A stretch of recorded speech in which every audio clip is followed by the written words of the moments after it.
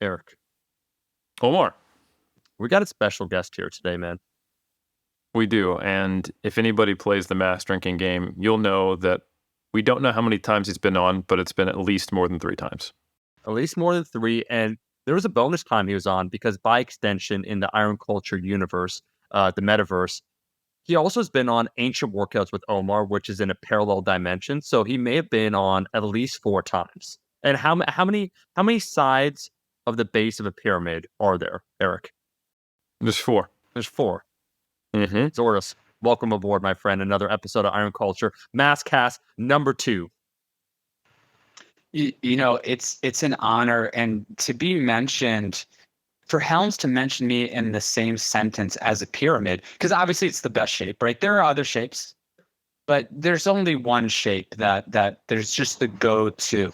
And for Helms himself, right? Take it easy. For Helms himself, I knew this was a mistake. I knew it. I was coming on and I said, I'm going to be nice. I'm going to play ball. And I just can't do it. I just can't do it. Helms, you keep it up. I'm just going to go into an hour and a half talking about my endurance training that I've been doing since the last episode I was on. We had a whole episode on that. That's for all lifters. So even the ones who we don't respect, we have episodes for them, like yourself as a representative. So Trex and Lauren aren't here. Why would you talk about them like that? Oh, that's this MASScast episode 2, Omar, is already going down south. I'm going to let you take it over. You got to bring us back home. All I was going to say, Zourdos, is that interesting enough, that episode on endurance-based training is actually a shorter duration than your average run. So I think if we could get this one up to 2, 3, or 4 hours, that is the goal. But before we go on, I do want to read another rating and review because, Eric, they've been contributing it. Zourdos, we asked them on iTunes. They'll leave the rating and reviews. It's weird. We do say typically people leave 5-star ratings, and then Zourdos, wouldn't you know it, people will leave more 5-star ratings. I'm sure they're not related whatsoever. We leave it to their discretion, but I want y'all to react because we be cooking here. This is another 5-star review. Gun alert, light flashing, warning about seizures over the screen so we don't get sued because we definitely have very real Delaware lawyers. Anyways, 5 stars by Mr. Funkazoid, version 3, respect. Not about cookware is the title, okay? Person said, wow. At first, I thought I had found a podcast about the cultural significance of cast iron cookware. For example, skillets, soup pots, and Dutch ovens. I was totally wrong. Omar and Eric do not talk about cooking at all, unless you count gnarly microwave chicken breast recipes. However, the hosts do discuss recipes for success in physical culture.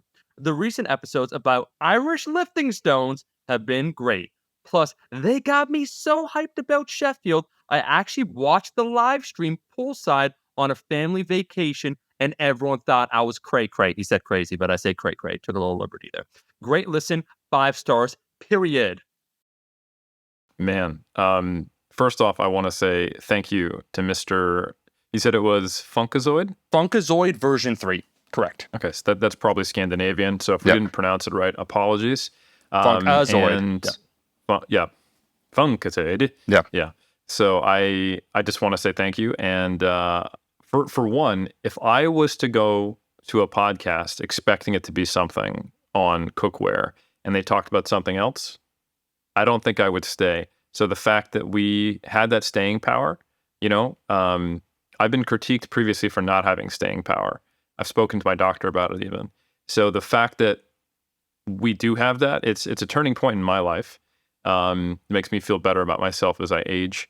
And it makes me feel better about what we're doing because we've brought someone to they were outside at a pool and they had the opportunity to probably spend time with their family and participate in physical activity, swim. And instead we got them to look at their phone for 2 to 3 hours. So there's a lot of wins in this review, in my opinion. So big shout out to Mr. Funkazoid.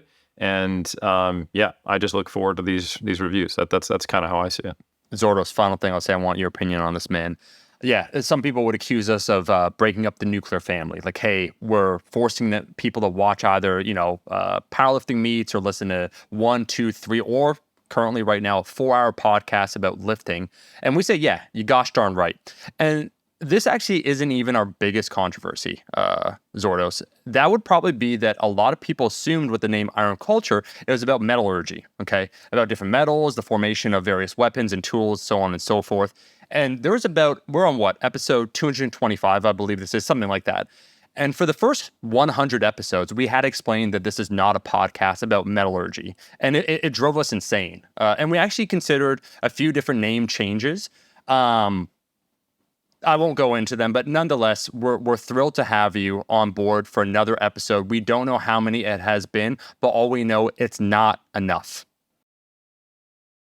Well, it's never enough. But on that note, and going through all of these, and just the review was phenomenal, by the way. But can we talk about cookware?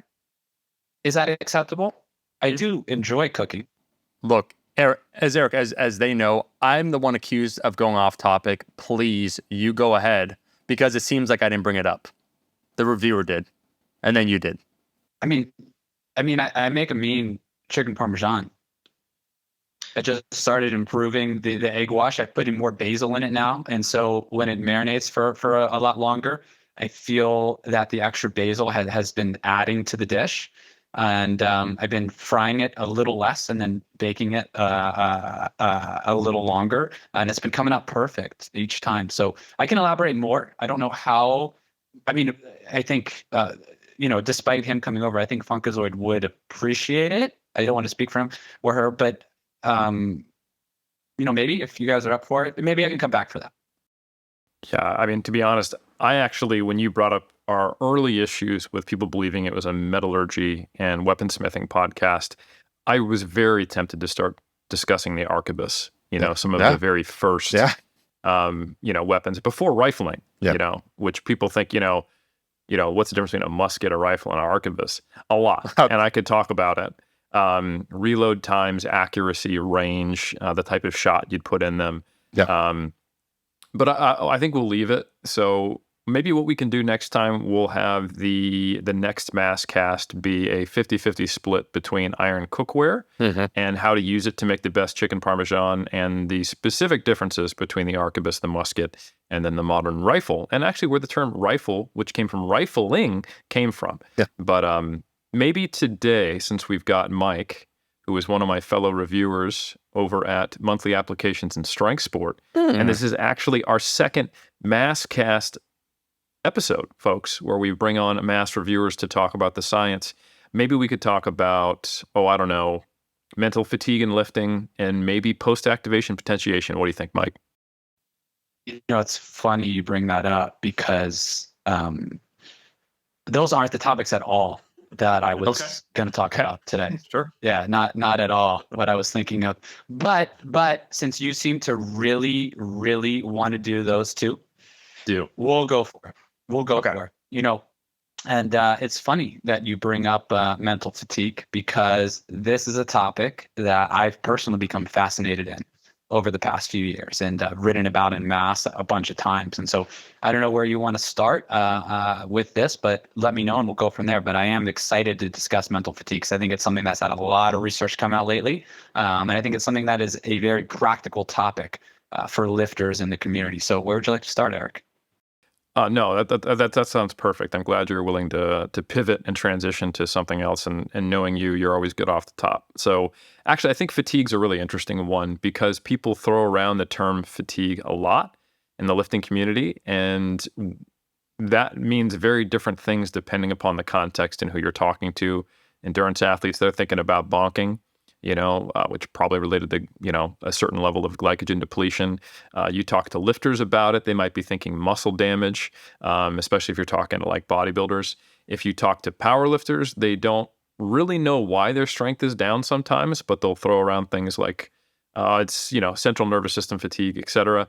So the reality is, and we've talked about this before, there's a lot of sources of fatigue, and there's a lot of reasons to why your performance may not be what it is. But one of the ones that we don't often acknowledge, because I think there's still this historical disconnect between what happens in the brain and what happens in the body, and they're these two different worlds, is the idea of mental fatigue. So I think maybe just defining, if not, maybe not defining mental fatigue, but just explaining how do they actually intervene and create mental fatigue in studies? Like, what are we measuring and what is the actual intervention in a lot of these studies? Because I think that would surprise people.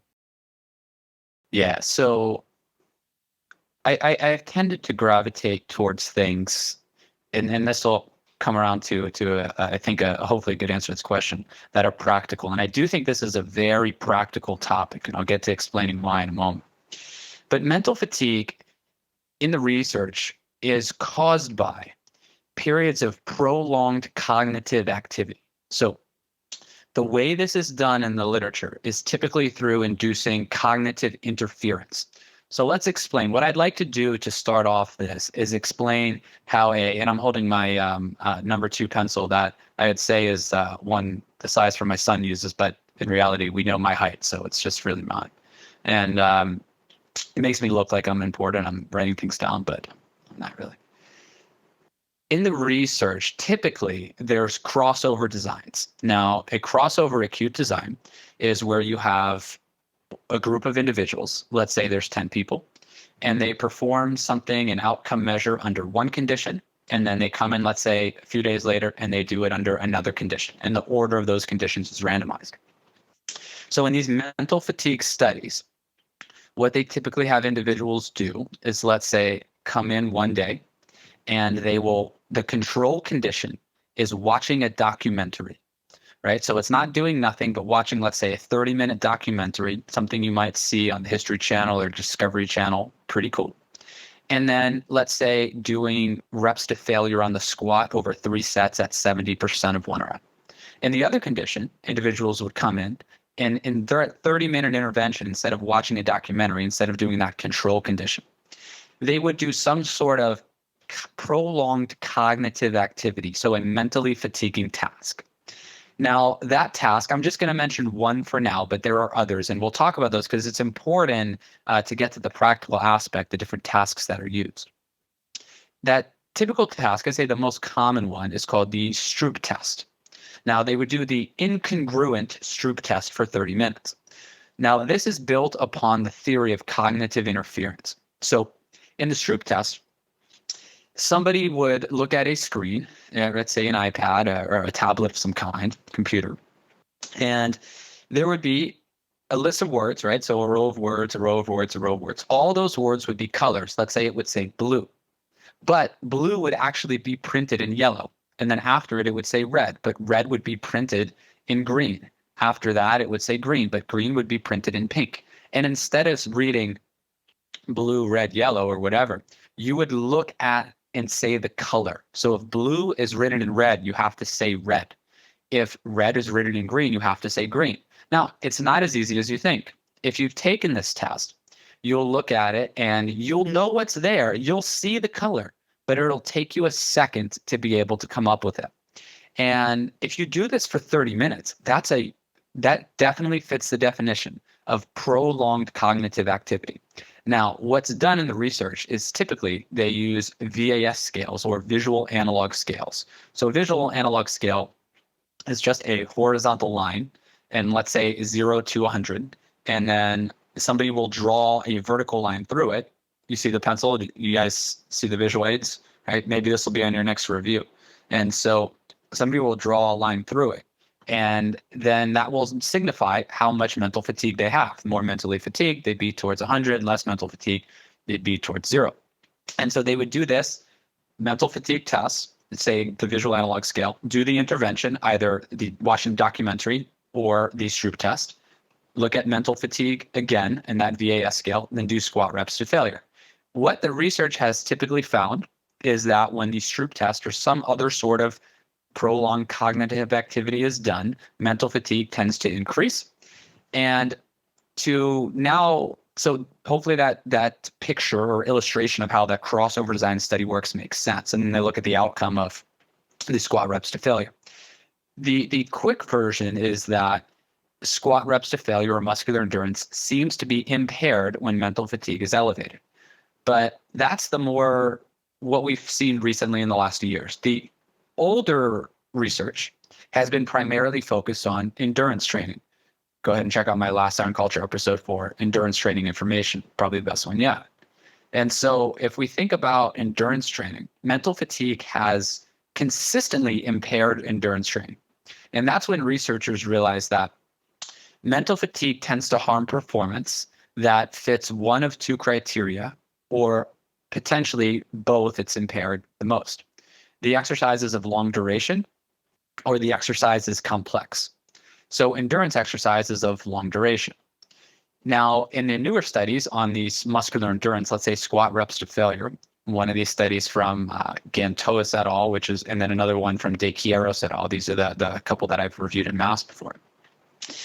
These are of a semi-long duration, right, on the squat, and maybe a semi-complex type of movement.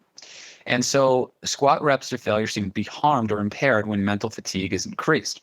And so that's typically how those studies are done. The other thing for now, then I'll leave it at that and see if there's a follow-up, because there's still a lot more to discuss, is that not only is mental fatigue seem to be increased after, let's say, the Stroop test condition, and not really changed after the documentary, and then greater mental fatigue seems to lead to decreased rep performance, and it tends to be about 15, 16, 17%. So over 3 sets to failure at 70% of 1 rep, about 1 to 2 total reps, maybe 1 to 3 total reps, something like that.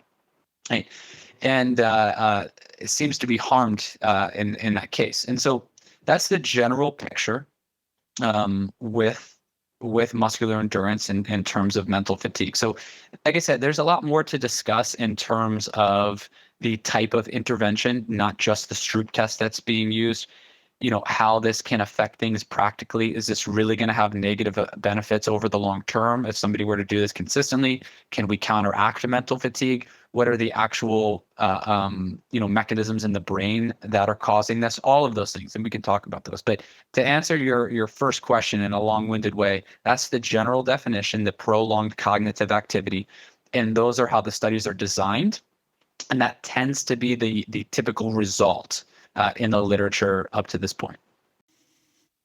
Awesome. Yeah, I think that gives us a good idea of what are we even talking about when we say mental fatigue, because I think if you were just to kind of throw that out there, the average person might not, or I should say they might have an idea, but it may not be the one that was actually tested in the research. So I think that's really helpful. Thanks, Mike. Great context. Now we understand the background. You've talked about 2 of the studies and the outcomes that are specifically relevant to MASS listeners, which is great. MASScast listeners, I should say. And I think the next question I have for you is, do you think that this type of mental fatigue that's induced by the Stroop test is something that is representative of what people in the real world face before they lift in typical logistical scenarios of coming in after work or after they go to school, or maybe just after a demanding social situation, or whatever you can imagine might be the case? Yeah, this is really the crux of it, right? Because it's one thing if sitting in front of a computer screen for 30 minutes and taking this test that's specifically designed to cause cognitive interference disrupts muscular endurance performance. But that's not what people are necessarily doing. What are people doing during the day? If they're in school, they're taking an exam, they're sitting in a lecture hall. If they're at work, right, they're sitting in a meeting, right? Potentially they're meeting with the Bobs, whatever it might be. They're listening to a presentation, they're giving a presentation. And so can these type of activities cause the type of mental fatigue? And then, hey, I get out of work, I get out of school, I go right to the gym, I feel a little down. Is that a real thing that could have been caused by what you did that day? And then if so, do you just wait a little bit? Can you counteract it in some way? Can you work around it in the gym? And so we'll get to all of that in just a moment in terms of how can we potentially work around this issue if it does exist, right? Because if something does exist and you have to go to work all day and you can't necessarily always avoid it, well, that happens. So the question then becomes, okay, how can we deal with it? But to give some context to say, hey, do these real world activities, like you asked, Eric, possibly have the same effect as the Stroop test? There has been some studies that have looked at smartphone engagement for 30 minutes instead of the Stroop test. And there are other computerized tests other than the Stroop test. There's one called a two-back test. In a two-back test, you'd look at a letter on the screen, and then 2 more letters would come up only for 500 milliseconds at a time. And then the viewer would have to recall if the last letter that came up, it was only up for 500 milliseconds, was the same as the letter 2 that appeared 2 earlier, and do that for 30 minutes. These are fatiguing tasks. But a couple of studies have come out looking at smartphone engagement. So think of that, go back to that normal crossover design or typical crossover design that we mentioned, where you have the individuals, they're doing both conditions. They come in, they do a mental fatigue, 30-minute intervention, test mental fatigue again, motivation, and then do the reps to failure. Well, that 30-minute intervention now is not documentary versus Stroop. And let's say it's documentary versus smartphone. And that smartphone isn't just sitting on the phone, just reading. It's on the phone, engaged in social media, making comments, and being fully engaged there for 30 minutes. Now, I think that it's in the research, they probably instruct the participants to be a bit more engaged, purposefully than people are on just a second-to-second basis. But it's not that abnormal for somebody to be for 30 consecutive minutes on their phone and commenting, reading, whatever it is, and then, hey, I'm going to go to the gym right after this. And in those studies, the data do also seem to show that muscular endurance performance is impaired. Very similar results to the Stroop test or these other computerized based tests.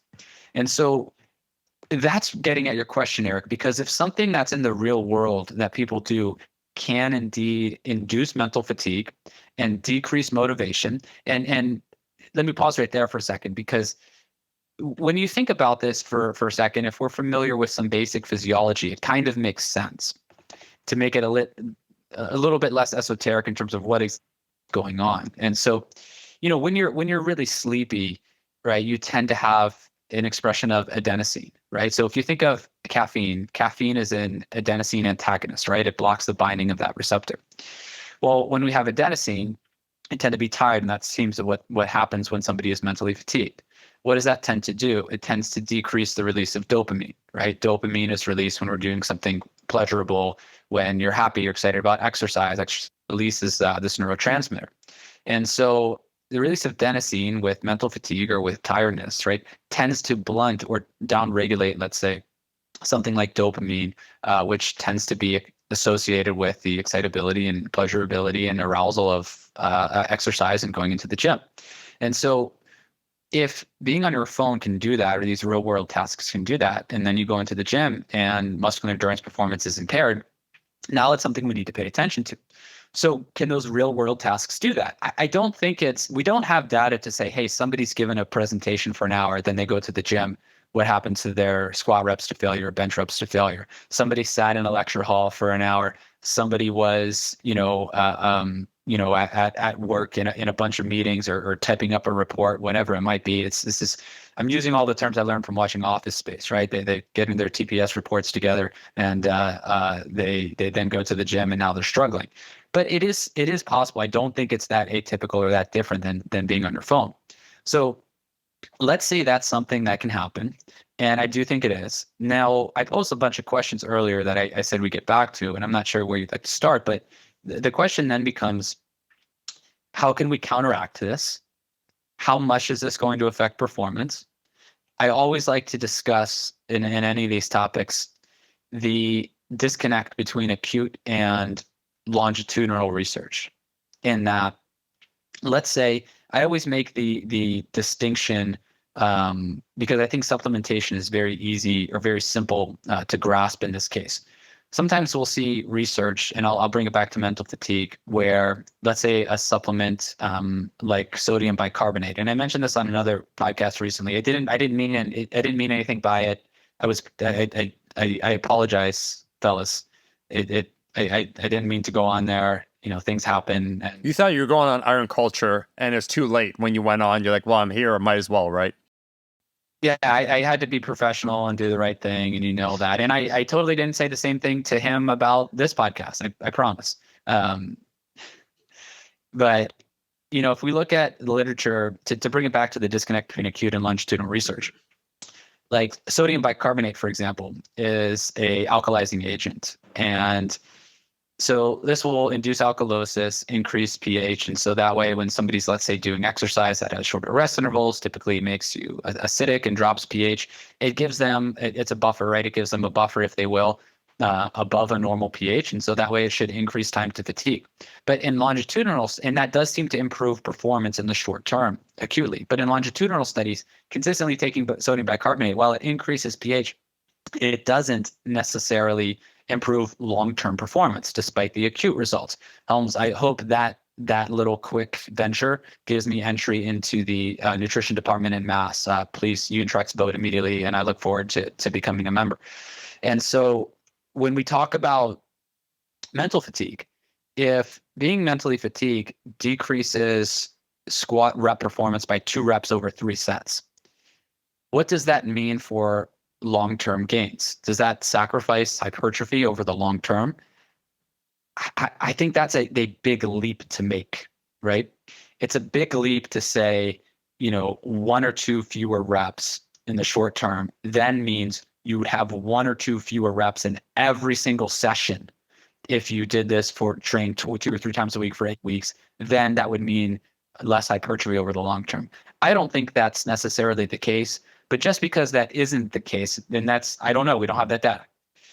Doesn't mean we still shouldn't try to figure out how to avoid it. So I guess I will stop there for now and wait for a follow-up question, because I know there was a lot, but I do think it's important to always discuss the disconnect between acute and longitudinal studies, because oftentimes we see something, hey, this added a rep acutely, we should do this all the time. Not necessarily, right? And these studies are going to failure. So one of the aspects of mental fatigue and that I would like to see is yes, it decreases reps to failure, but theoretically, the benefit of that really, in my eyes, is if you can do 10 reps at 100 kilograms on an exercise at a 1 RAR, theoretically, if you don't have in a state of mental fatigue, if you don't have mental fatigue, now you should be able to do that same 100 kilograms for 10 reps at maybe 2 RAR or 3 RAR.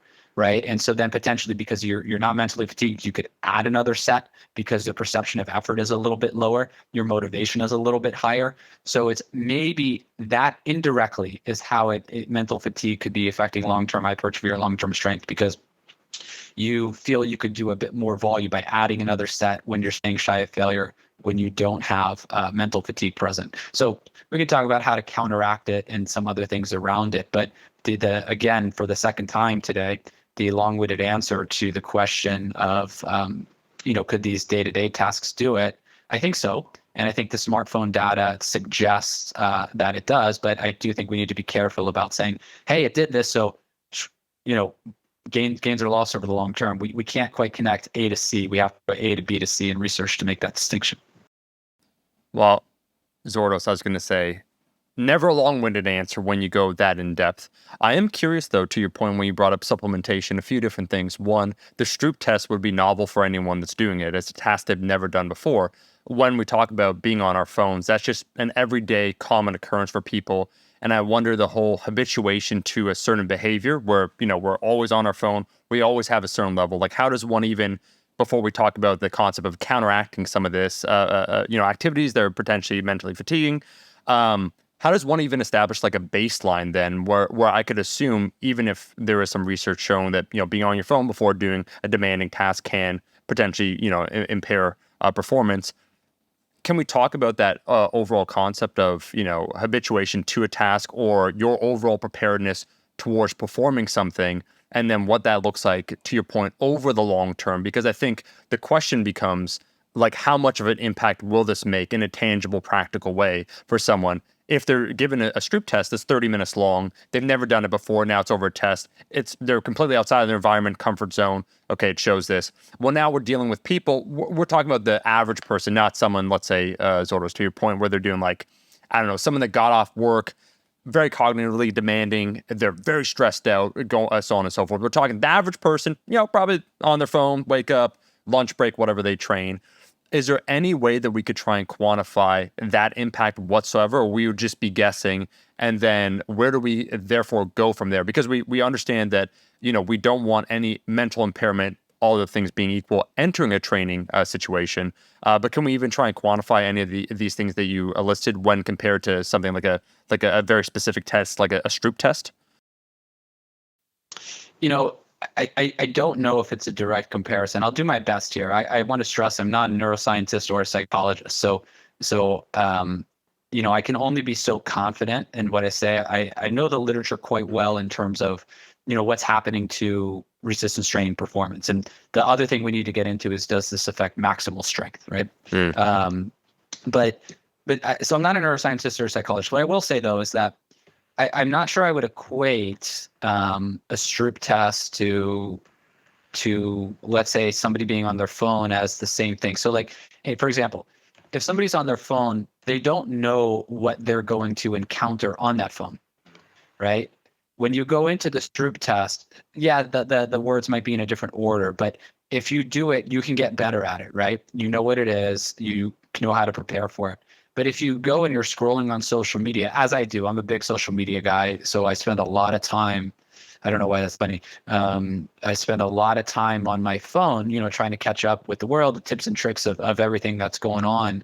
And so as I'm scrolling through, and you encounter different things all the time, right? So there might be something specifically that day that catches your eye and gets you really upset, right? It's a comment by somebody, you don't like it, whatever it is, and other days, not so much. So I think if you think about habituation, yes, there's habituation to things, and there could be to an extent to this, right? Right. We're speculating, right? But somebody doesn't necessarily get habituated to the comments they don't like or things they don't agree with or something that they get angry, then they feel the need to go ahead and engage with that. And I think that's what's happening in this and being on somebody's smartphone, or in these studies at least, being really, really engaged the whole time. So I think there could be an habituation to it, but I do think that there's that component to it. Also, and it depends on how severe it is too, right?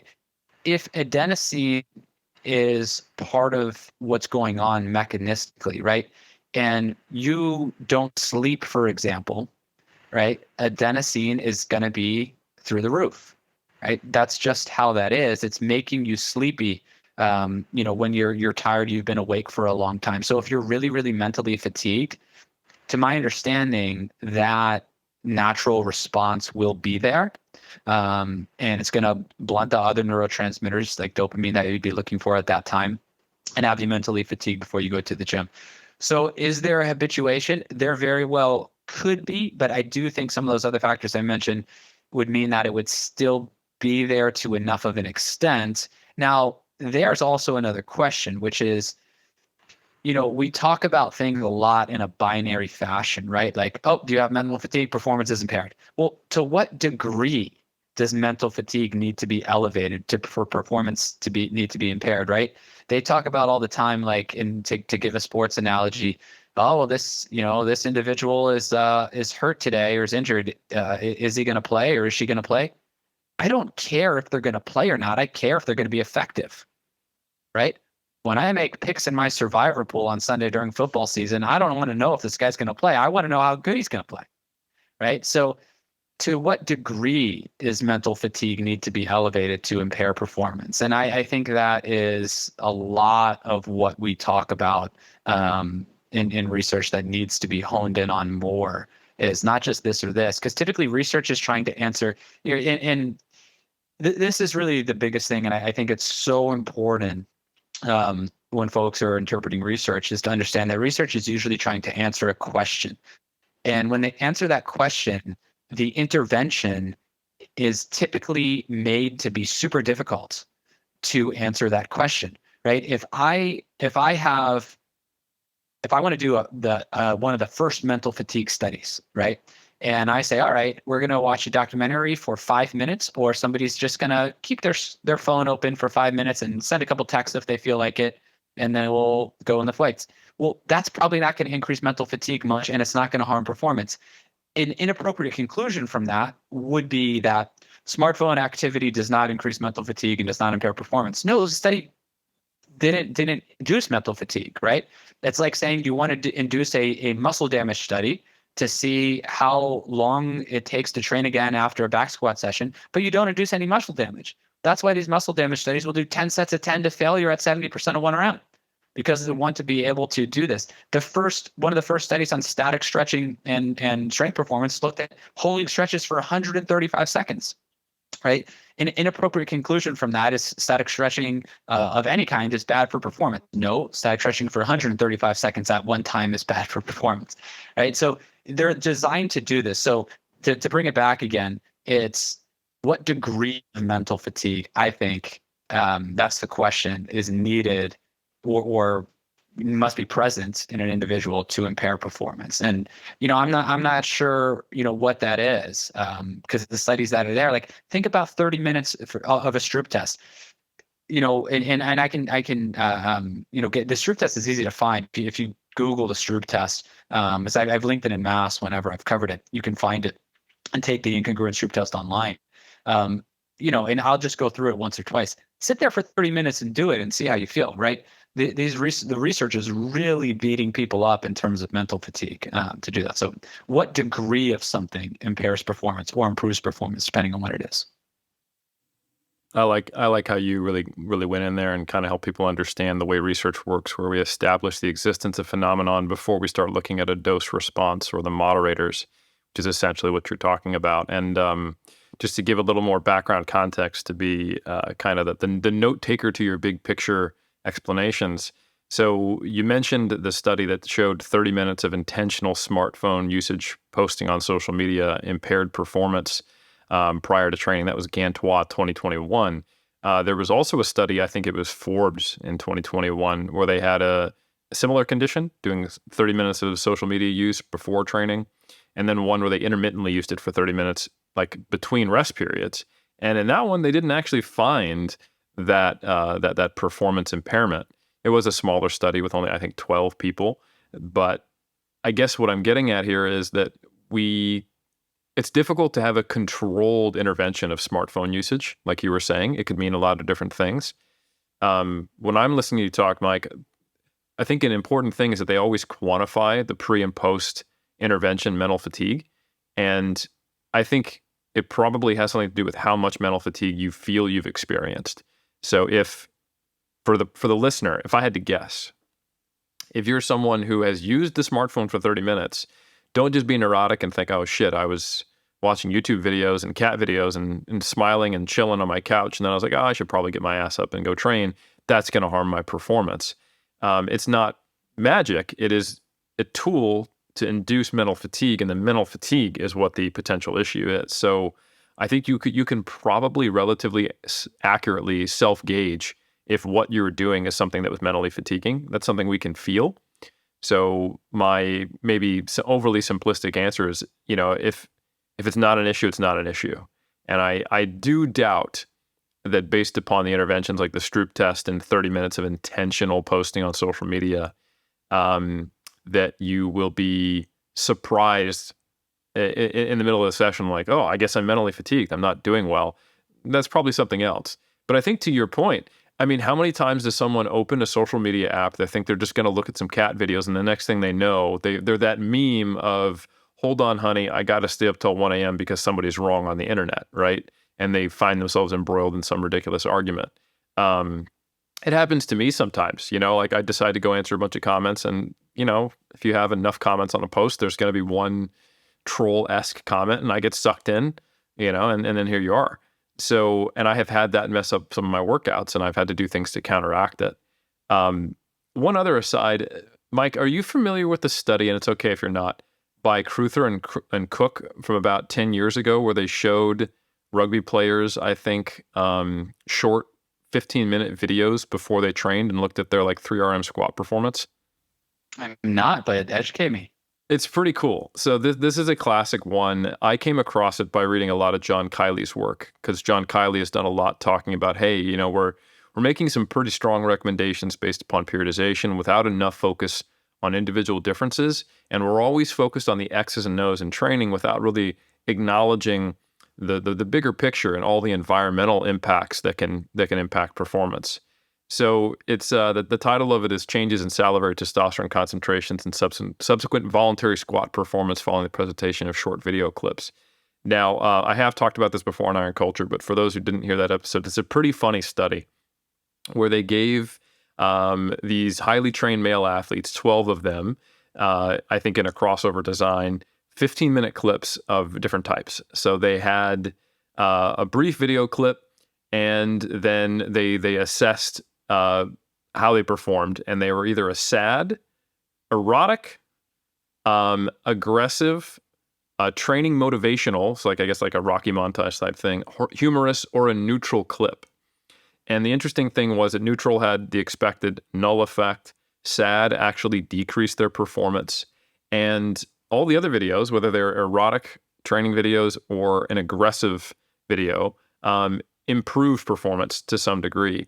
And it was associated with elevations in acute changes in ostensibly anabolic hormones, which is just really interesting. So I guess the point of this study, the take home in my mind, is that there's a relatively transient mental state that you can be in that does actually impact performance. And maybe that can tell us something about how we do have some power here, that if we have identified, you know what, I do feel mentally fatigued, you can potentially do something about it.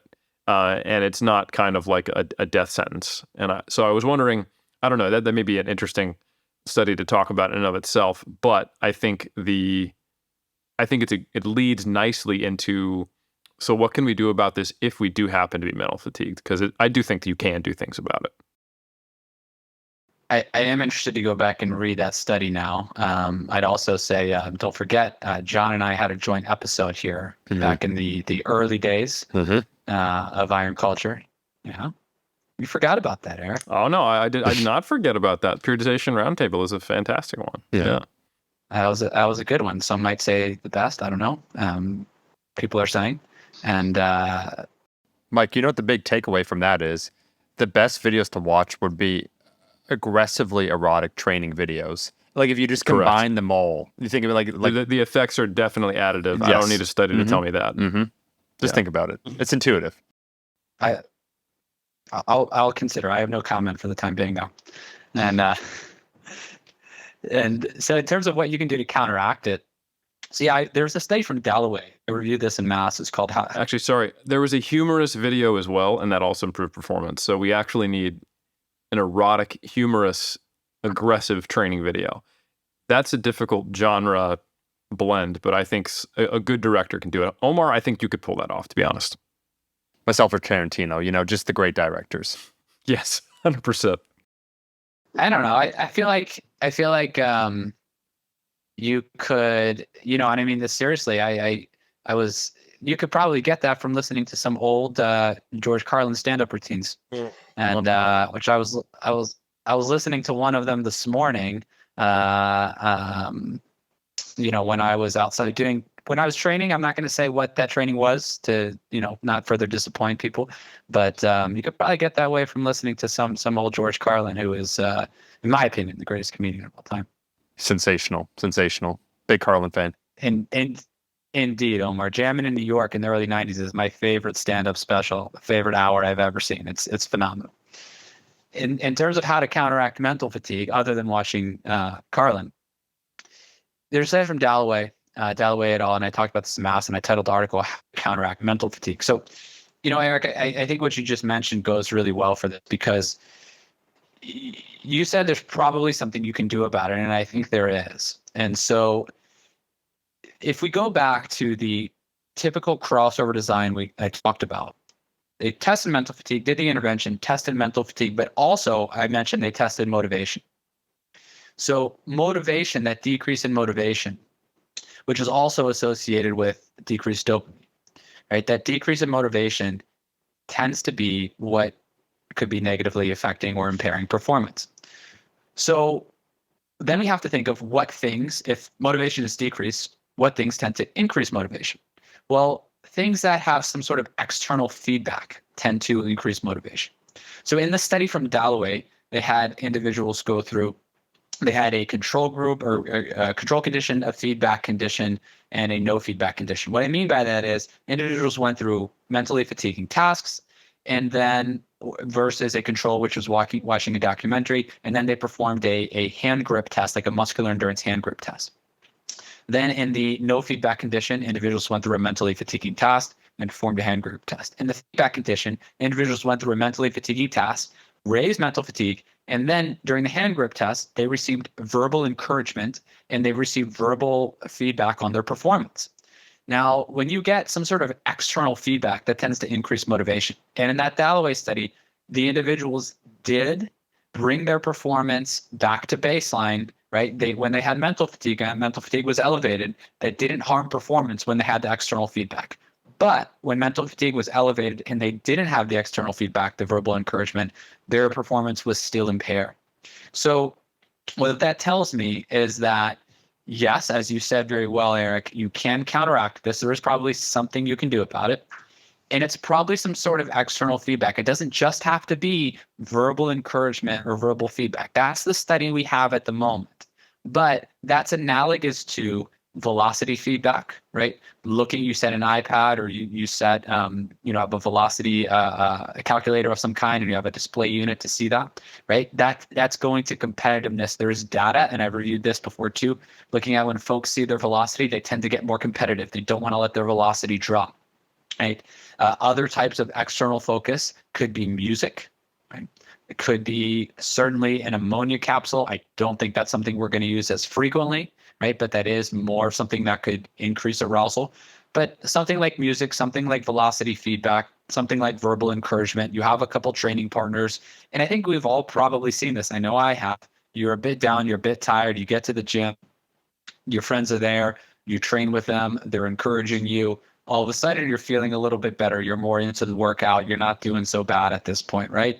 You're struggling a little bit. You turn the music up a little louder, whatever it is that you like to listen to, you're doing a bit better. So some sort of external feedback or external focus could potentially counteract mental fatigue.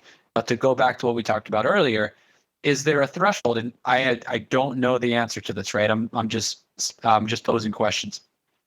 Is there a threshold where mental fatigue is so high, is so heightened that you can't counteract it? Possibly, right? Potentially. Could caffeine itself counteract it? Possibly, to an extent, right? These are all things that we would need to look into. But the Dalloway study does give us evidence that some sort of external feedback could be able to counteract at least the levels of mental fatigue that they saw in that study, and that I think we're typically seeing in the literature. The one point to go back to, Eric, you talked about, you mentioned people, if people listening or watching this are on their phone, let's say they're watching this podcast on YouTube, which would be a great thing to do before you train. And, that you don't necessarily be concerned that that's increasing mental fatigue. Remember, the control condition in these studies isn't doing nothing. It's watching a documentary, right? So that's more akin to that. That's analogous to watching that documentary. If you're watching something, listening to something like that, being engaged on social media and really kind of getting frustrated might be what's doing it. So anyway, can you counteract it? Yeah, I think so. And I think some sort of external feedback is how to do it. In future studies, in addition to verbal encouragement, all of those other things, velocity feedback, visual and verbal, music, all of those types of things would be very similar crossover designs. If somebody out there is a graduate student, needs a master's thesis, go for it. I think there's a lot to be done on this. Take them through, have a control, watch a documentary, do the reps to failure, have a smartphone condition for 30 minutes. They do the reps to failure, have a smartphone condition for 30 minutes, then they listen to music while they train, see if that counteracts the mental fatigue and brings them back to baseline. There's your thesis, tell your advisor, and I don't even need to be on the paper. Hey, that's what we're doing here. We're just giving out thesis ideas for free here on Iron Culture MASScast 2. So yeah. Eric, here's the question though, because Mike gave a lot of solutions, and I like what you said, how you framed it, where people are in general pretty solid at self-auditing, being aware, like, okay, what I've just done prior to this moment has been demanding of myself, maybe more so than my baseline. Therefore, what should I do?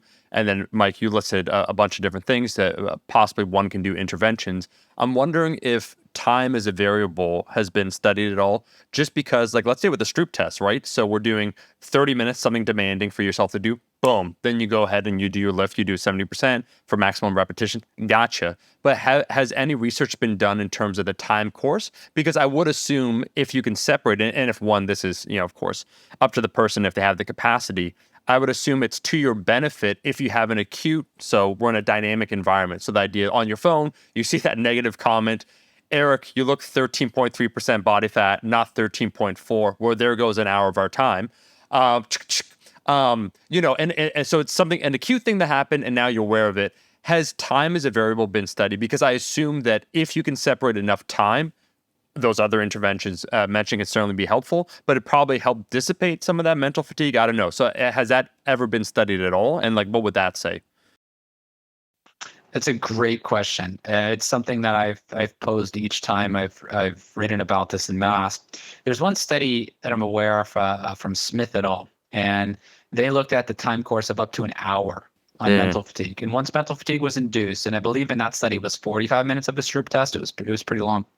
That mental fatigue was still significantly increased at an hour, but there wasn't a relevant performance metric to go on with it. So I think that gets back to the point from before.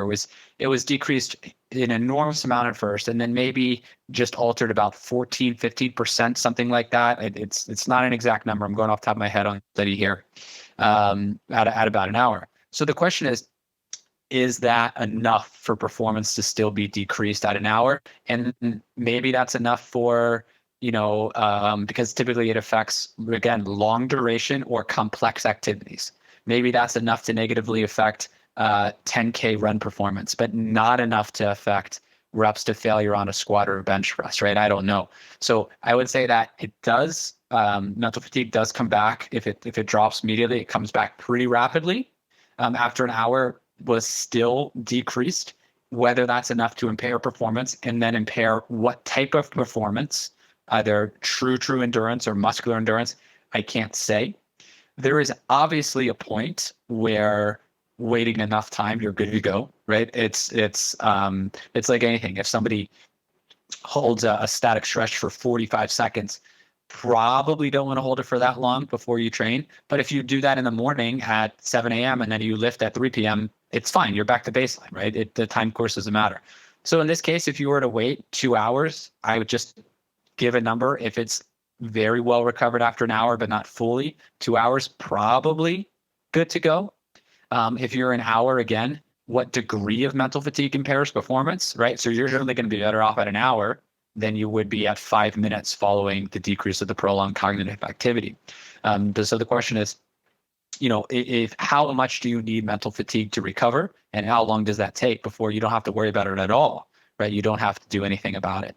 It's difficult to say, but there was that one study from Smith that showed that it decreased substantially. It then did tend to return towards baseline pretty rapidly, but was still a little bit decreased after about an hour.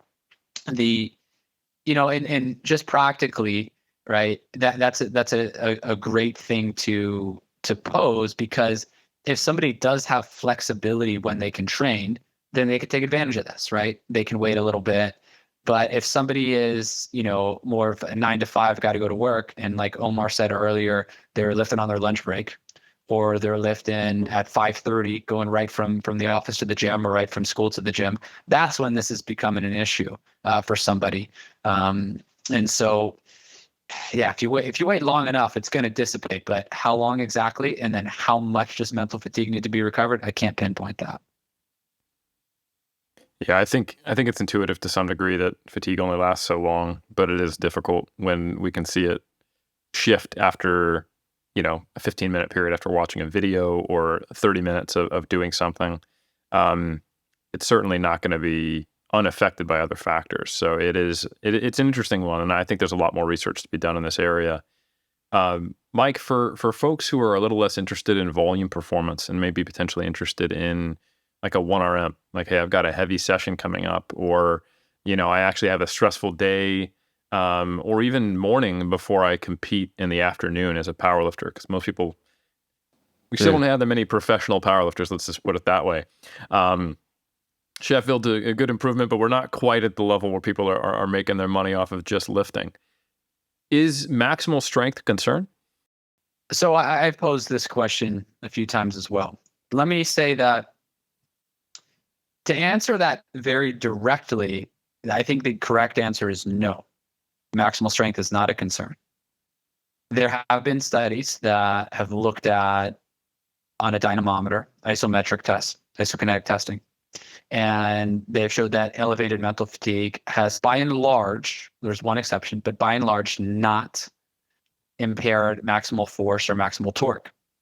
Now, I hesitated at first when I gave that answer because I want to go back to the two criteria that I mentioned earlier for why mental fatigue, or the types of how performance needs to be constructed for mental fatigue to impair it, which is the performance should be either A, of long duration, or B, complex.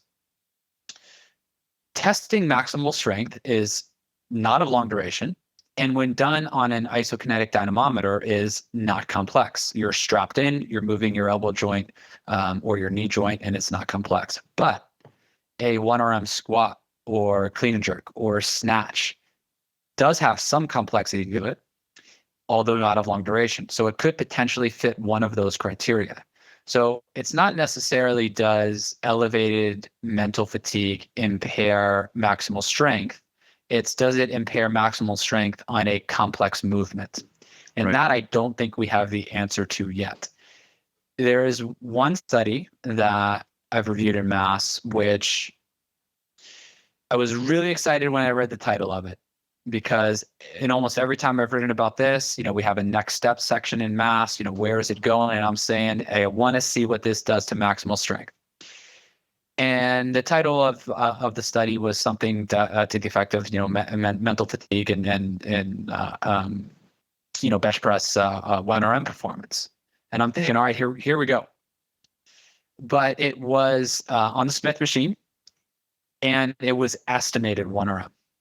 And that was not impaired, but that's not the same thing as free weights, because that's actually a more complex movement. There's more skill involved. And actually testing the 1RM, because when you're looking at it, it's easier to, let's say, keep your technique when you're at a lower load. When you're at a heavier load, that's different skill set. There's a bit even more added complexity because you're actually maxing out, not to mention on the free weight exercise. So in that study, estimated maximal strength on a Smith machine was unaffected. In the isokinetic dynamometer studies, by and large, maximal strength or torque or force has not been affected. But going back to the criteria, long duration and complex, a snatch, a clean and jerk, especially those exercises, are pretty complex. Could that be affected by elevated mental fatigue? I don't know for sure. I have to feel like even indirectly there's going to be something there. Would be my hypothesis. Although it's still hard. Let me stop there for a second. If you're asking, if I was to say what I were to guess, I would be like, yeah, I feel like there would be something there. But if I were to conduct a study on this, my hypothesis is that from a scientific point of view, it would not be affected, because the data don't suggest that. But as a lifter or former lifter, I would expect something to be there. And so, that's kind of a whole nother topic, right? But in science, your hypothesis in your paper, which is typically the last sentence of your introduction, we hypothesize this. It's just solely based on literature. So based on literature, I wouldn't hypothesize that. But man, I think so. I think if you're going to the gym super mentally fatigued and you're doing something like a clean and jerk or a snatch, especially for somebody who's not super well trained and has to really maintain those technique points, you're right. I think it could be impaired. And I don't know what you guys want to get to next. I'm happy to follow up on that. But a couple other things just to just throw out there that I think are important are the distinction between acute and chronic mental fatigue, and then how to counteract it in terms of, or how to work around it in terms of what you can actually do in the gym. Well, Mike, I don't know about you, Eric, I would love to go a little bit further on this topic, because I think the concept of acute or chronic fatigue, a certain portion of people, certainly if they're either, like, let's say school or whatever their job might be, where reliably they have this window and they have to perform something, so they want to go ahead and exercise, they probably would describe their task as being a little bit more like chronic fatigue is the issue, where they have a certain amount of background noise in their life, in their day. And some of these interventions, while powerful, like turn up the jams, get a good group of people, like all those things, or things that people will try and do. Sometimes you just have that baseline level that, not that you want to try and get rid of, but it's ever present. So I would love to talk about acute versus chronic fatigue. 100%. Yeah, I agree. I think that's going to be a good topic to discuss. And I really liked your answer about like what type of performance is going to be is going to be affected, because I think it really helps people understand the limitations of the research. You know, when you've got an isometric test or an MVIC or an estimated Smith machine max, that's not the same thing as, hey, I got a weightlifting comp on Saturday and I'm an intermediate. You know, I still have to really think about not, over pulling or trying to cut my pull short and drop under. And it is not an automatic task for me yet. So yeah, to some degree, we're always going to have to extrapolate and think of it from the perspective of probabilities, which is the way research should be viewed because it is probabilistic in nature. Is there any chance that this could harm performance? If yes, okay, what can I do about it? And if the probability is so low and the impact is not very high, is it even worth worrying about? Or could I spend my mental energy somewhere else? So I think that is really valuable, the way you might have felt like you were waffling on that, Mike, but I think it was a good insight into how the only real honest and useful way to apply research and what it looks like. Yeah, it's you know, and I am enjoying, like the format we have in Mass, and then being on here today and various podcasts. It's a much different format. Why'd you have to do that, man? I love you, Mike. And then you got to bring up this other, they who will not be named. Listen, I feel that all it is. Listen, Omar, you read the reviews at the outset. Mm. Obviously, the people have been coming to the podcast. They're still here. There's even more of them than ever. And if you present this choice, all it's going to do is enhance you, because they're going to see what else is out there. So in reality, I'm here to help, because they're going to see what else is out there. They're going to make that comparison. So right now, right, we don't want to.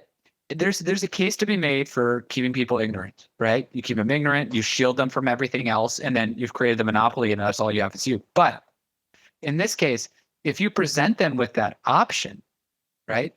Now they know. It's like, do you want this regular slice of bread, or do you want potato bread, right? Like, potato bread is obviously better, right? And then if you give them the regular slice of bread, they're just going to realize even more the choice they've been making with potato bread. And so that's what they're doing with the Iron Culture podcast, is you present them the other option. Now they know for sure, and then they're going to keep coming back. So My apologies. I just thought I would. That was the tactic there. I didn't want to have to go into explaining the whole thing, but now that I did, I think you see. Makes complete sense. My apologies, Mike. I forgot what we were talking about. What was this periodization say? Yeah, periodization, running. No, so that's great. I'm glad that people now know that we are the potato bread of breads, and they can't know that unless they've had some other breads to compare, and we appreciate that opportunity that you've given us. So yeah, I think to close out on this topic, acute versus chronic, is that where you wanted to go? Yeah, we can talk about that. So I just think it's an important distinction briefly, which is that, there's also a lot of research in the literature from an author. Her last name is Russell. I think Suzanne Russell, but her last name is Russell. And she's published a lot of papers on chronic mental fatigue. And chronic mental fatigue is obviously something that manifests over time. So far, we're talking about an acute intervention, 30 minutes, mental fatigue increases. And as Omar posed a really excellent question, which is, what's the time course of that? Certainly, that comes back to the baseline, an hour, 2 hours, whatever it might be. But chronic mental fatigue is something that manifests over time. The studies that have been done have typically been observational studies from Russell. She has access, I'm assuming, based upon reading the literature, to a lot of elite netball players, right?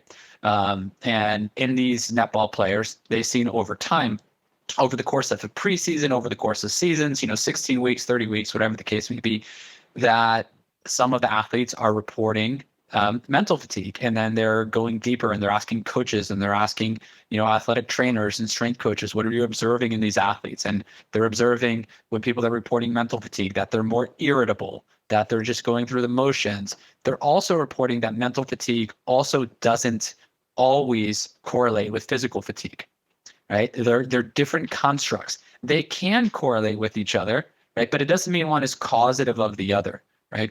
And we're seeing all of these things throughout the course of the season. So in terms of a lifter, if you don't have a lot of, and this is where I think kind of worlds collide a bit, if you will, in terms of what's, what's being researched, and not, this is where indirectly training variation may be of benefit, right?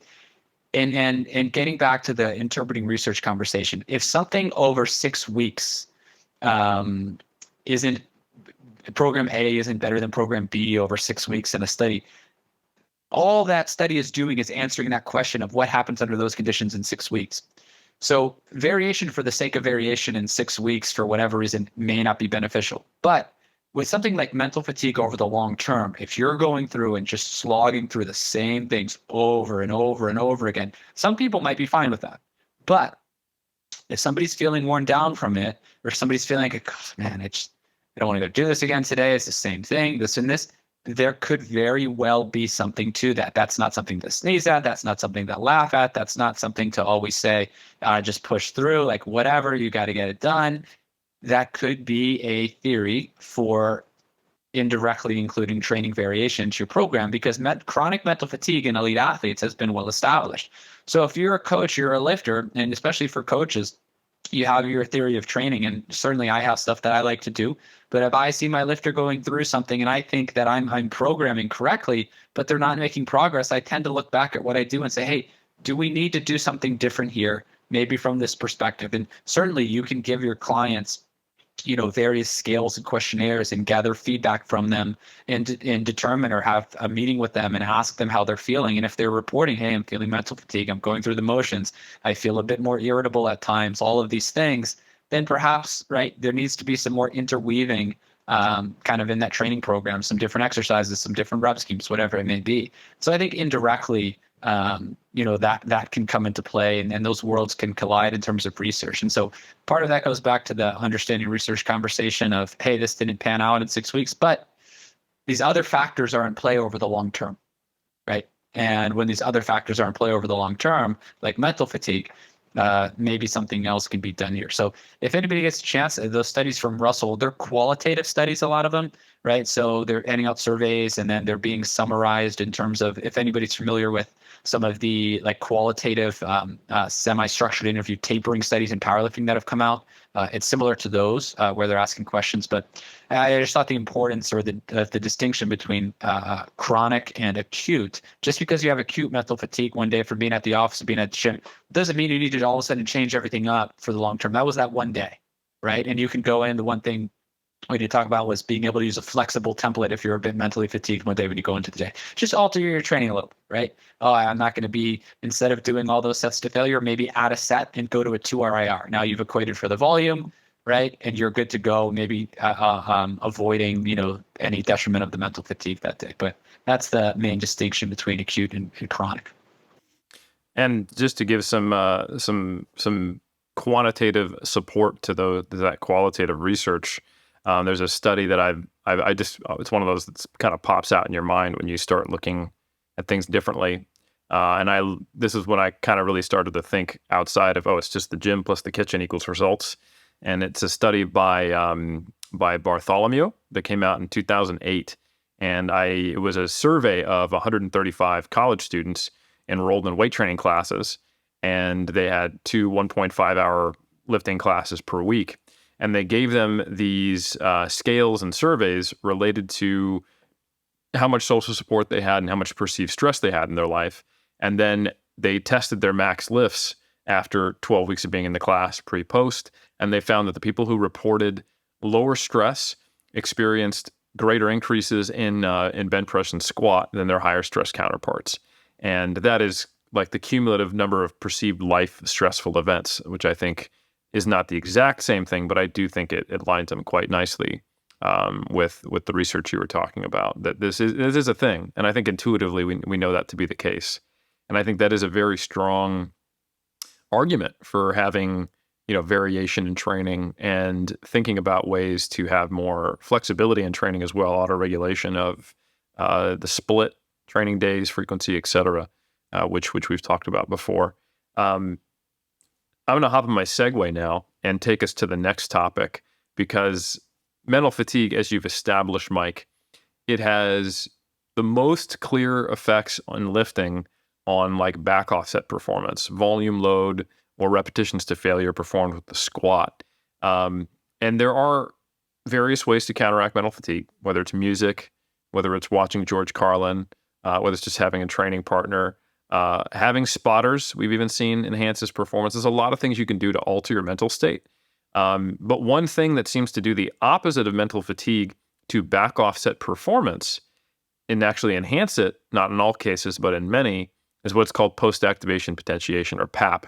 So I would love to transition to talking about that. Hey, we've established something that does harm volume performance. What are some things we can do as a part of our training to actually potentially enhance volume performance?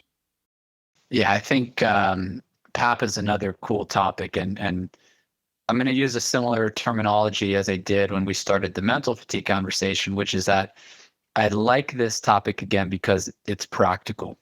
And I like, again, I've been tending to move more towards things that are practical. And for me to consider using something in training or as a coach these days, it has to be typically of little to no cost, can't take up too much time, and has to not really have a downside. It doesn't mean it has to definitely work. And I think that's a key point here as we get to talk about in a PAP. But although I think it has another indirect benefit PAP does, I'll get back to that. But it can't have really a downside. It's time efficient. It's safe to do for the most part, and it doesn't have a monetary cost. In that case, it's probably worth a shot, right? It's not the same thing as somebody saying, hey, I'm going to take this supplement because it doesn't harm performance. I'm not sure if it helps. Yeah, you're probably paying for that, right?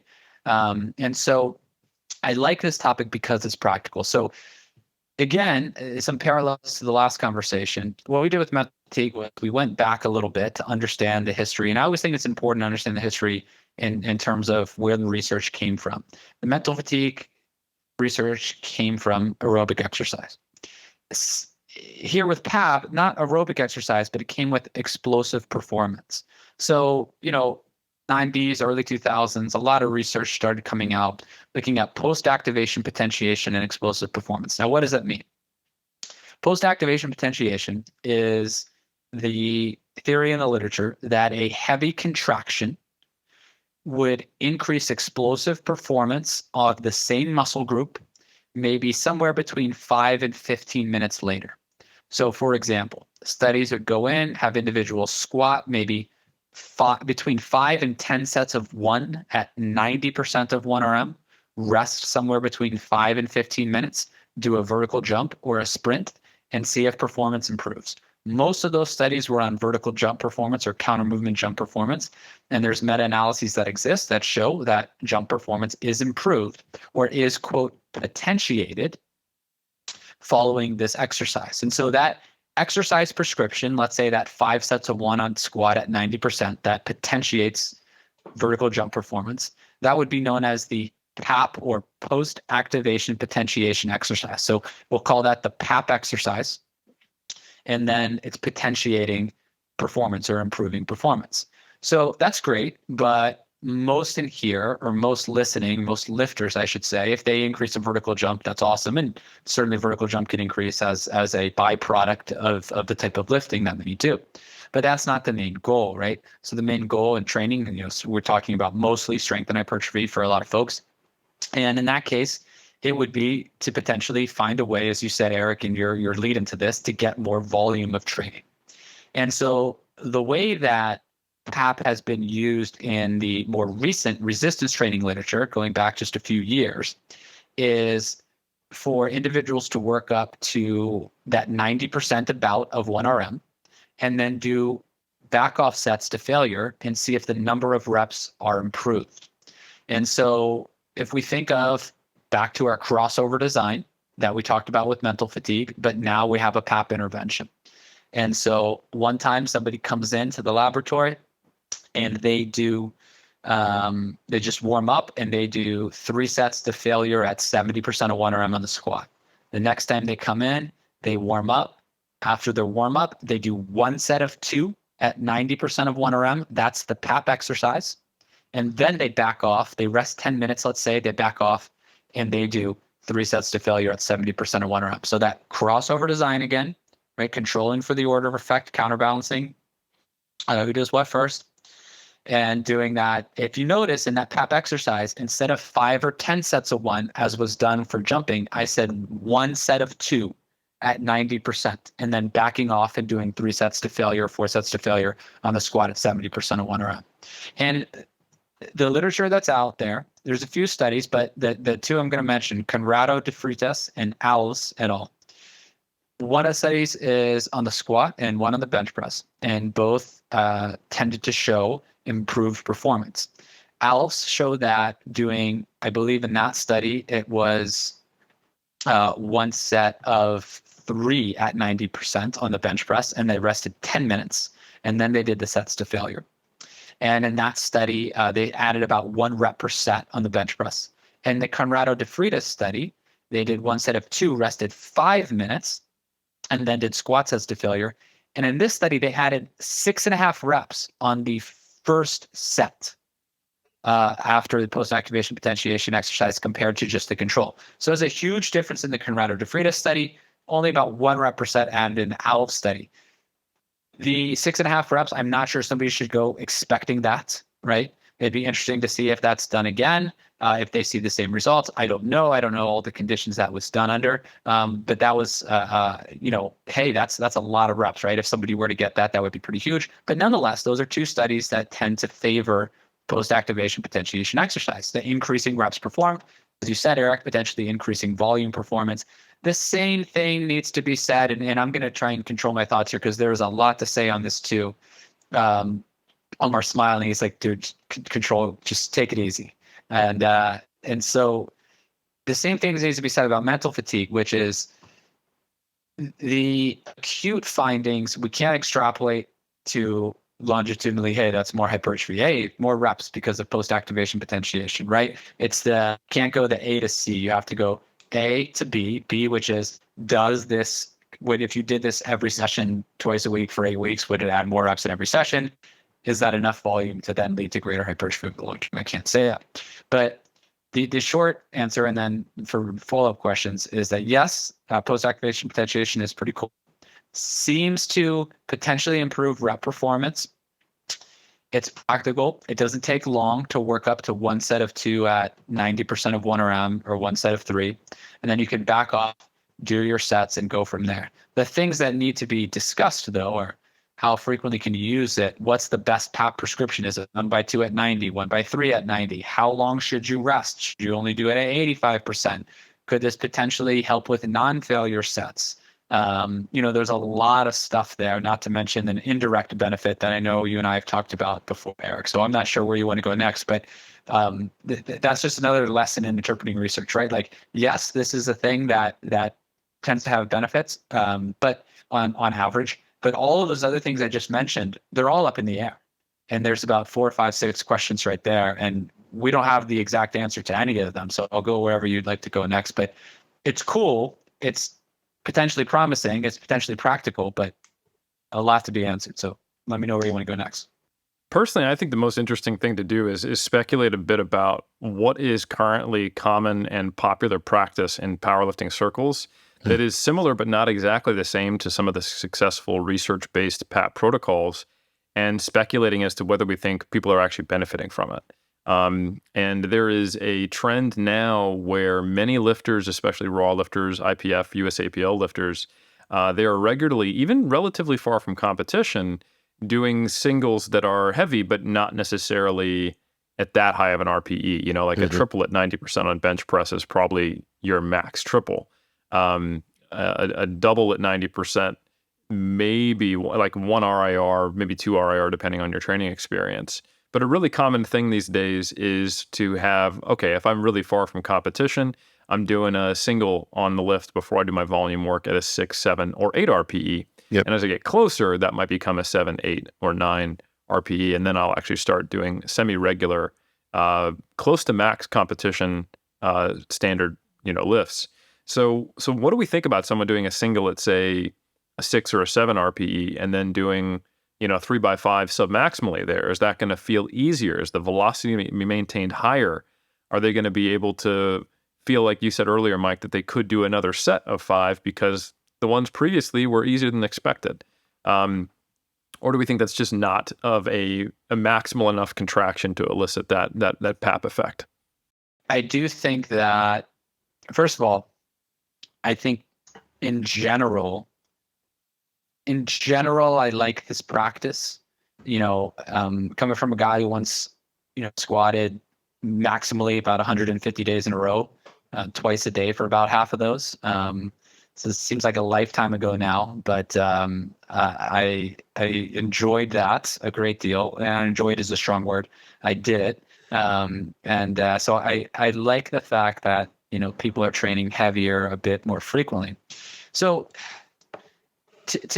I wrote down a lot of things here. I wrote down with my number 2 pencil, a few keywords as Eric was going through that: heavy singles, an indirect effective PAP, doing singles in a volume block, and then I wrote down the term minimum effective dose to go back to some of PAC's research. And I want to talk briefly about the mechanism of PAP, which is to potentially enhance calcium kinetics and the interaction of actin and myosin. And so this should be more beneficial the more sets that are done, or the more reps that are done, right? The more sets that are done, as somebody is fatigued more, PAP should be a bit more helpful in that sense. Now, we're not always seeing that. The Conrado de Freitas study saw that extra 6 reps on the first set, which is interesting, right? So perhaps I'm off base. And the mechanisms, although speculative, are unknown, right? And so much of what we talk about is speculative. So I would think that if somebody were to do more volume, and you said this, Eric, somebody were to maybe add another set, that would be possible due to PAP.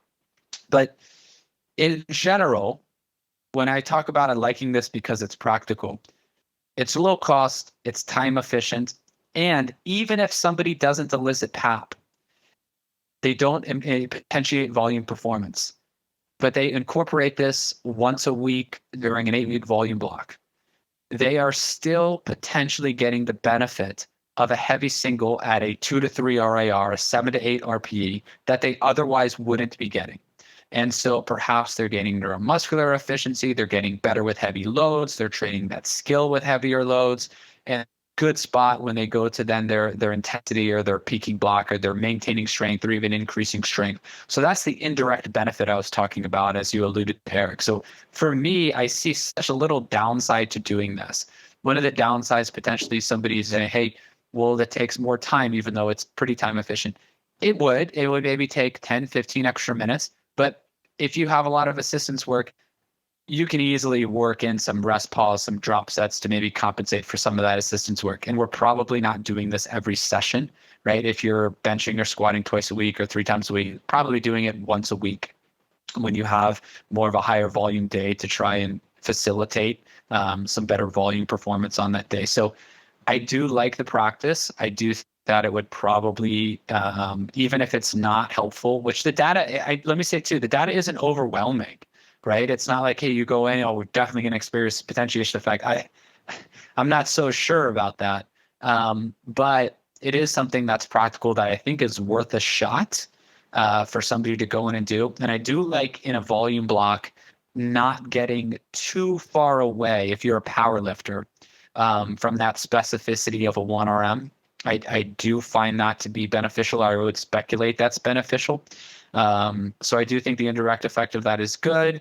The other aspect of this is, if somebody, even for a quick training session, if somebody was just focusing on the main lift that day, they could go in and work up to that 90%, do a single, a double, and then get their volume. That would be a pretty effective training session. They would grow. They would get the strength benefit of that.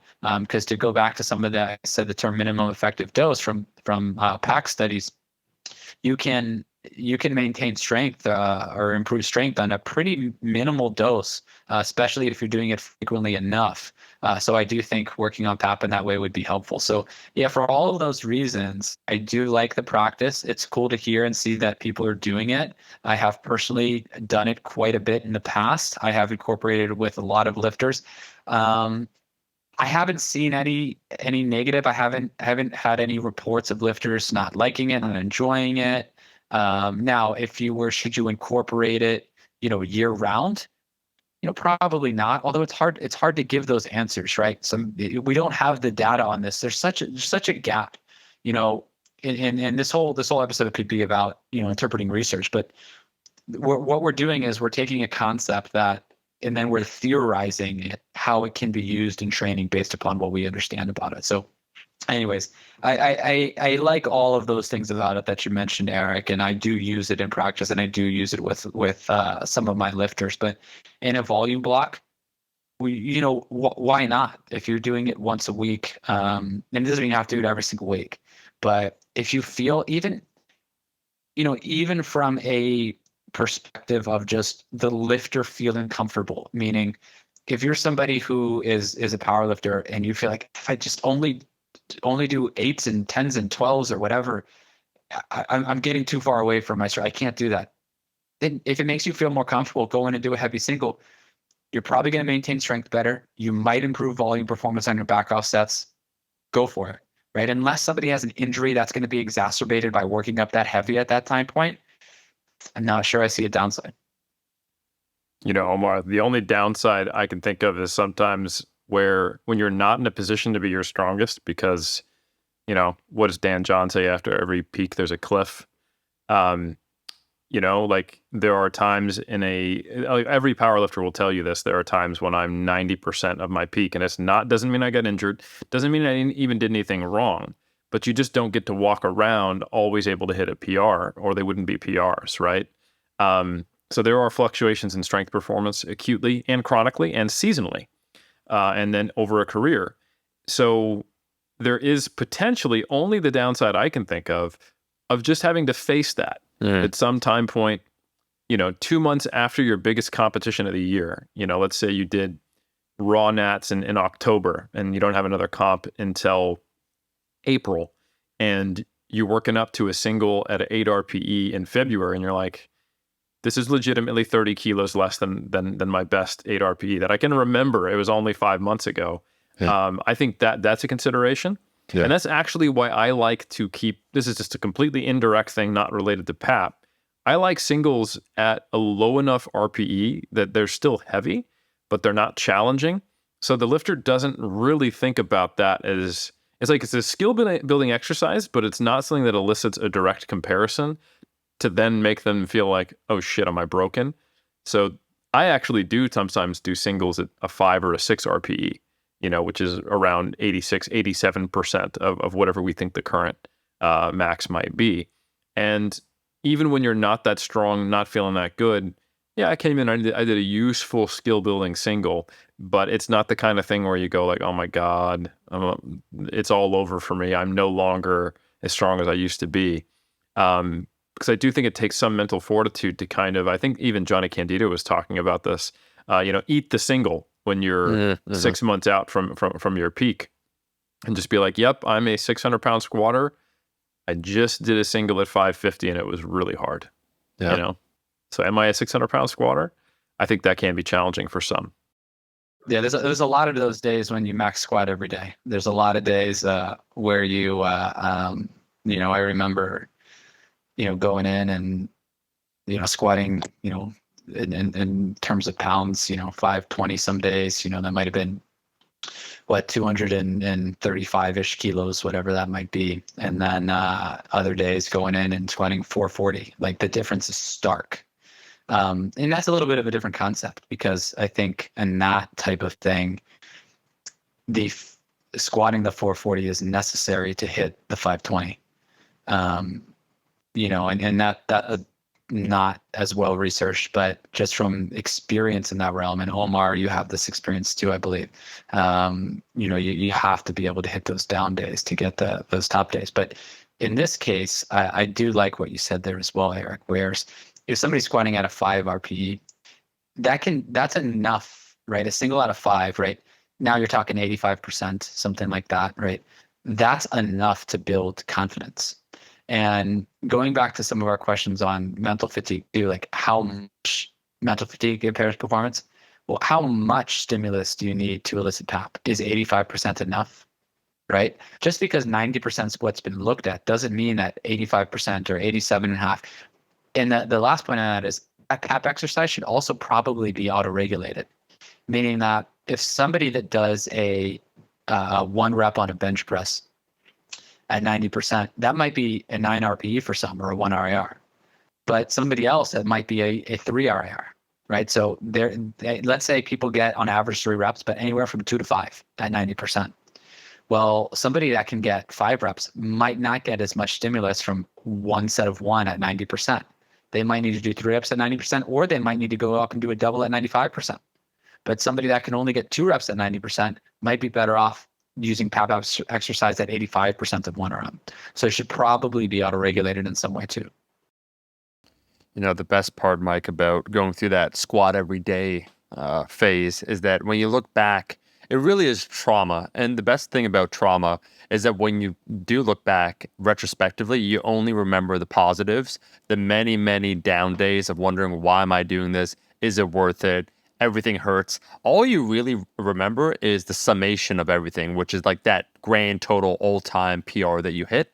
I was just going to say, Eric, when you mentioned the idea of lower RPE singles, I do think that's a reason why a lot of training methodologies incorporate something kind of like that, a little different, but the idea of not knowing what your competition max is at that time. So like for Westside with conjugate, the idea of switching up the movements where it's like, well, okay, I squat, bench, deadlift, that's my competition. But for this block, I'm going to do an SSB. And you try and make the calculations, but we know when you switch over a movement, there's that novelty. Once again, the new stimulus, the new thing you're adapting to it is a 3 or 4 week block.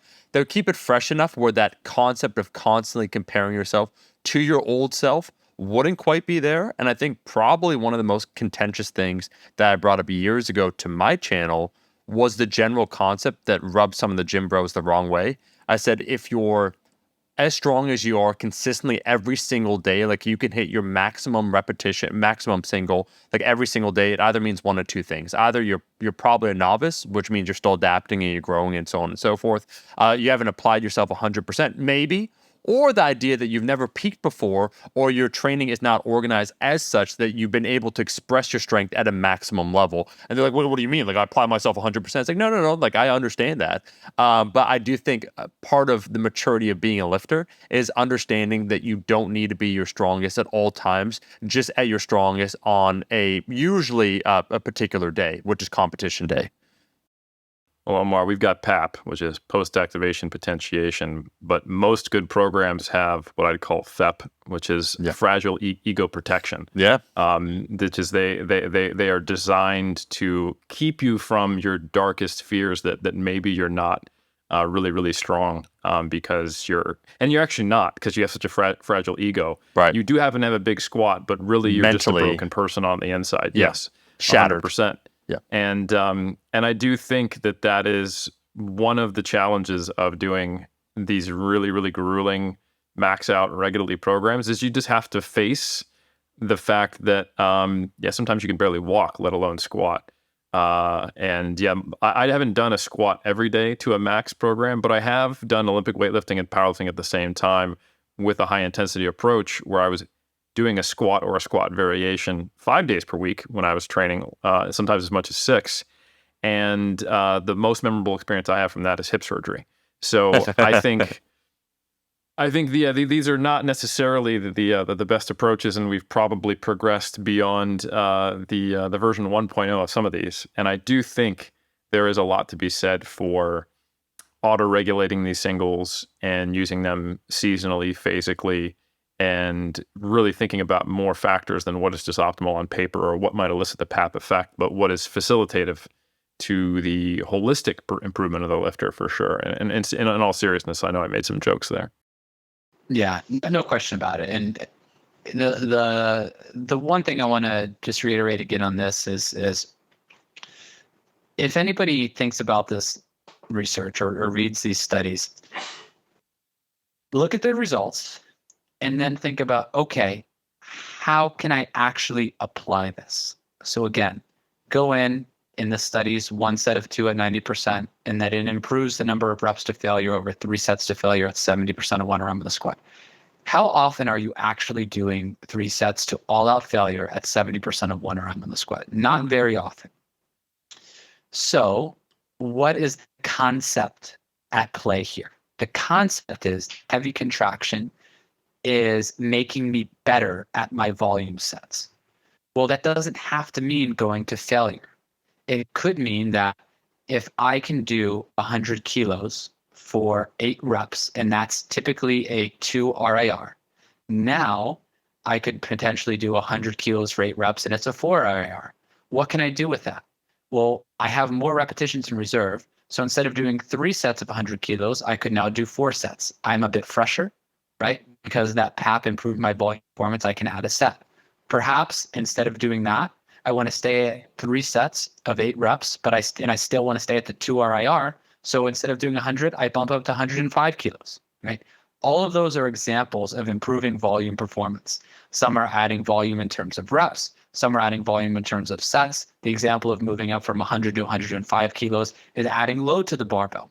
That might help strength a little bit. So the concept is always what I think we need to get at. So this topic, both of the topics we discussed today, are very big conceptual topics. But when you look at these PAP studies, and really any study, always ask yourself, okay, this PAP exercise, improve reps to failure. What does that actually mean? A heavy contraction, improved volume performance. That doesn't mean the heavy contraction has to be exactly 1 set of 2 at 90%. Just means a heavy-ish contraction. It doesn't mean that volume performance has to be all reps to failure, right? It just means however you're doing volume, you can probably increase it somewhere. You're going to feel a little stronger on your volume sets. Do with that what you will. Add a set, add a little bit of weight, add more reps, whatever it might be. If you understand that, I think you grasp this topic and you'll be able to do so much more with so much research that's out there, because you'll understand it conceptually and you'll think outside of what that study is just telling you. The discussion in the research study isn't going to tell you how to use it, right? That's not what that's for, right? It's up to the lifter. And this is why it's important for places like Iron Culture to be able to look at these research studies and conceptually understand them. So I think PAP is a big one for that, because rarely would I apply it exactly how it's been applied. I look at it conceptually and then I integrate that concept into that training. And when is that useful? That's useful in a volume block, not an intensity block or a peaking block. And a volume block is when you need to improve volume performance. So that's when you would use PAP, and then use it to facilitate volume performance in all of those types of ways. Poof. Tell you what, that's the Omar poof that I did right there, which means you know what this is, folks. It's a monster episode. MASScast 2, we're teaching you how to apply scientific findings. We're teaching you about mental fatigue and how it can affect your volume performance, how to counteract it. We're also teaching you how to enhance your volume performance with a little thing called the top single, which you're probably already doing if you listen to Iron Culture. But now you get to feel even better about it. And you also learn about FEP, how to, protect your fragile ego. So anyway, I think that was all great, Mike. I really appreciate you going through both of these topics. I think this is a fabulous MASScast number 2. Is there anything that you want to say as far as final words on either topic before we close this one out? Not necessarily on final topic. I do. I want to say 3 things, Eric. Can I say 3 things? You can say all 3. Let me keep them quick. All 3. I thought you were going to give me 2.5. See if I can remember all 3 now. One is, not only did we do all that, but I also came up with somebody's master's thesis, if you recall. Yes, you did. Yeah, I did. So we're giving out those ideas. 2, so this is MASScast. The folks can find us over at massresearchreview.com. Okay. We're live there. You can check it out. And then 3, I'm kind of making a point to do this anywhere I'm on the line, which is a lot of, as I said earlier, I'm on social media all the time. All the time. I'm scrolling, I'm commenting, I'm liking. Yeah. I throw a lot of likes out there on social media. A lot. Just if you get a like from me, like it's probably, I don't even think you should feel good about that, because I just, I like to be out there on social media. Presence. But yeah, you know. Anytime I'm on a place like this, I like to just highlight that outside of Mass, right? I'm working at a university, and I like to highlight the students that I have.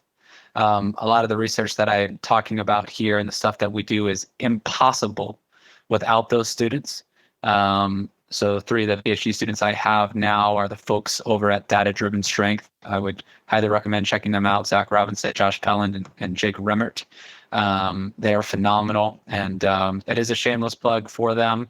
But the reason is because they do so much work. And if you're aware of myself or what we do or any of our work, it's only because of the hard work that they do.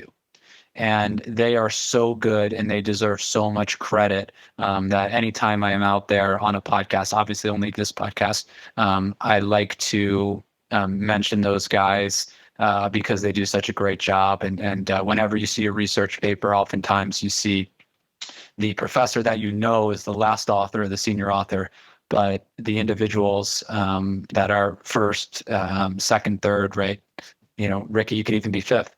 Those are the students, and they're doing a great job. So just want to highlight those guys and thank them for all of the work that they do that allows me to do what I do. Fantastic shout outs. And we are going to have a future episode with you back on, and hopefully one of those students, specifically Zach Robinson, who led a preprint we talked about just in the episode before this one, folks.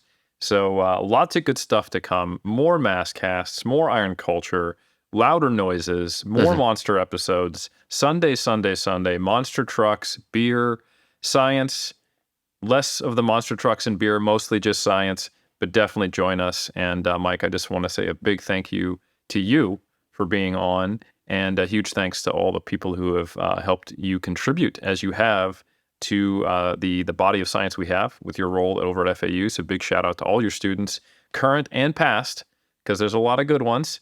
And big shout out. And Omar, with that, I'm going to leave it to you to close this one out. Eric, what's my number one thing that I hate the most about Dr. Zourdos? What? I can't find a single thing to hate about him, and that makes me uncomfortable, because usually there's an in, okay? The man's insightful, he's selfless, he's funny. I don't like it. I don't like it, okay? You know how it makes me feel, Mike? Like I got to go for a 2 to 3 hour run just to work it out, just to work out the feelings, I'm going to hate every second of it, every moment of it. I'll probably be thinking of you, and it's going to create this internal conflict that I think won't bring me to higher resolution of myself, but will just leave me with a weird, murky feeling. And I maybe want to leave it at that. And I'll just say, I do look forward to seeing you back on Iron Culture. It is always a pleasure. Thank you for calling us potato bread. They were confused at the start. Is this iron cooking? Is it iron tempering? Like, what is going on here? It is indeed Iron Culture. So it's been another episode. You could go ahead and leave that rating and review. We read one today. It just so happened to be 5 stars. People say it's propaganda. We force people, or we're telling them to do a particular rating. We're merely informing you that it is 5 stars. It's like a politician before an election. If they choose to give some of the potential voters certain things like candy, food, items, objects, that is not them, in no way, shape, or form, incentivizing them towards a particular vote. They're just being good fellow citizens by letting them know, engaging in this democratic process is healthy. So in a very similar way, 5 stars is what people typically give. Go ahead and leave a rating review on iTunes. We'll try and read them as best as we can. And we're back every single insert day here from now until the end of time. We'll catch you in that next episode.